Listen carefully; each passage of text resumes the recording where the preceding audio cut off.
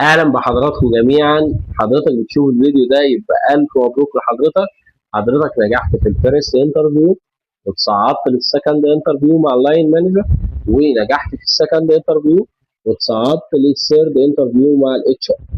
والفيديو بتاعنا النهارده هو عن اسئله الشائعه للاتش ار، وايه هي الاجابه الانسب ليه اللي تخلي حضرتك يقول لحضرتك في نهايه الانترفيو الف مبروك لحضرتك، حضرتك بقيت معانا وهتمضي.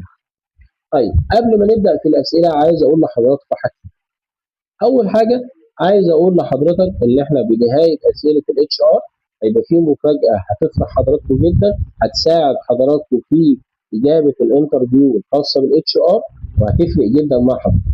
كل اللي مطلوب من حضراتكم انك تفعل الجرس وتشترك في القناه، تعمل لايك على الفيديوهات عشان يوصل لحضرتك كل الفيديوهات الخاصه بكورس ذا 90 days in the life of the medical rep، وفي نفس الوقت توصل لحضرتك المفاجاه اللي هتساعد حضرتك في اجابه الانترفيو الخاص بالاتش ار.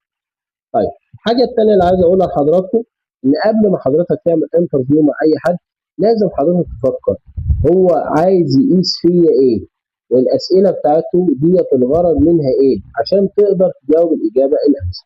فالاتش ار دايما بيقيس قوه الشخصيه.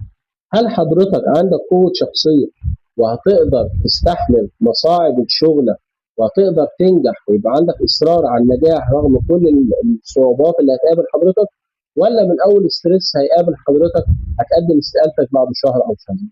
هيبقى محور اسئله الاتش ار كلها بتدور حوالين. طيب